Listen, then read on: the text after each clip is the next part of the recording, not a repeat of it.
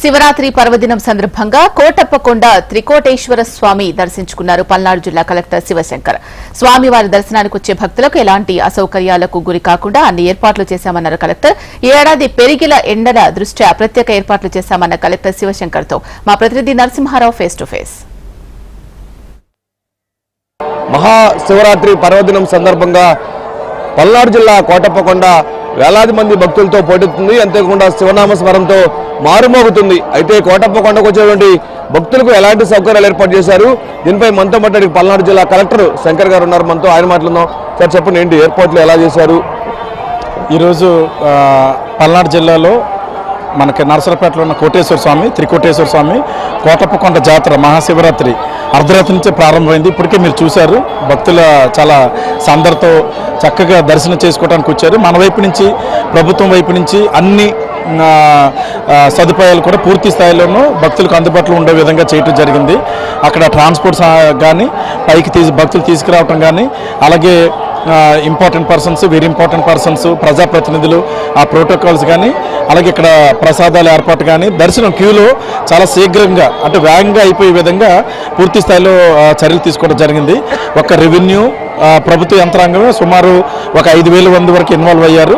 Police department వాళ్ళు ఒక 2,000 మంది వరకు ఉన్నారు. ఇలా 7,000 మందితో ఇక్కడ పూర్తి స్థాయిలోనూ ఇటు కొండ కిందన పైన 2 చోట్ల కూడా అన్ని సదుపాయాలు పెట్టడం జరిగింది.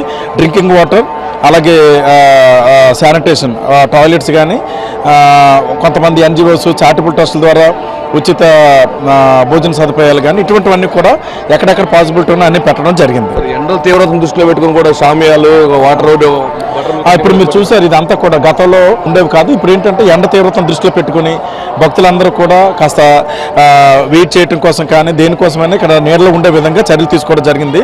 అలాగే ఇక్కడ కార్పెట్ కూడా అంటే ఎండకి భక్తులు చెప్పులు లేకుండా, పాదరక్షలు లేకుండా వస్తారు కాబట్టి వారికి కూడా ఏమీ ఇబ్బంది లేకుండా అవి కూడా ఏర్పాటు చేయడం జరిగింది అన్నమాట. అలాగే 5 లక్షల వాటర్ ప్యాకెట్స్ ఏర్పాటు చేయడం జరిగింది. అంతేకాకుండా కూడా సాయంత్రం పూట ఇంకా ఎక్కువగా వచ్చే అవకాశం ఉంటుంది. అంటే ప్రభలు దృష్టిలో పెట్టుకుని కోటప్పకొండ అంటే ప్రభలకు పెట్టింది పేరు. ఇప్పుడు సాయంత్రం జాతర అన్నది వెరీ ఇంపార్టెంట్. అందుకే మేము కూడా ఎంప్లాయీస్ చెప్పింది ఏంటంటే, మార్నింగ్ నుంచి సాయంత్రం వరకు మేనేజ్మెంట్ ఒక ఎత్తు, సాయంత్రం నుంచి నెక్స్ట్ డే మార్నింగ్ వరకు ఒక ఎత్తు అని చెప్పి దానికి తగినట్టుగానే షిఫ్ట్ డ్యూటీస్ అవి వేసి మనము ఏర్పాట్లన్నీ చేయటం జరిగింది. సో రాత్రి ఏంటంటే పూర్తి స్థాయిలో బందోబస్తు అటు, ఎందుకంటే జాతర కాబట్టి సుమారు నైట్ ఒక రన్నింగ్ క్రౌడ్ 5-6 లక్షల మంది ఉంటారు.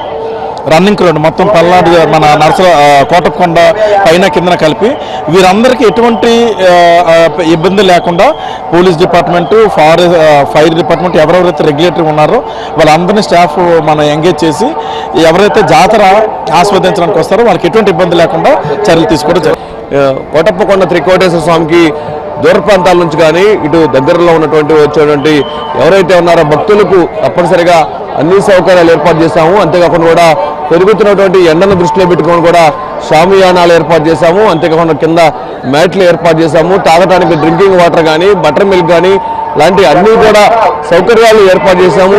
చివరి భక్తుల వరకు కూడా త్రికోటేశ్వర స్వామిని దర్శనం చేసుకునే వరకు కూడా ఈ అన్ని సౌకర్యాలు ఏర్పాటు చేశాము. అంతేకాకుండా కూడా పోలీస్ కానీ, ఇటు రెవెన్యూ కానీ అన్ని శాఖల అధికారుల కోఆర్డినేషన్తో ఎక్కడా కూడా ఎలాంటి అవాంఛనీయ సంఘటన కూడా జరగకుండా భారీగా భద్రత ఏర్పాటు చేశాము. మరోవైపు ప్రతి భక్తుడికి అన్ని సౌకర్యాలు అందే విధంగా కూడా చర్యలు తీసుకుంటున్నామని చెప్పేసి కూడా పల్నాడు జిల్లా కలెక్టర్ శంకర్ చెప్తున్నారు. కెమెరామెన్ అనిల్తో నరసింహారావు, HM TV.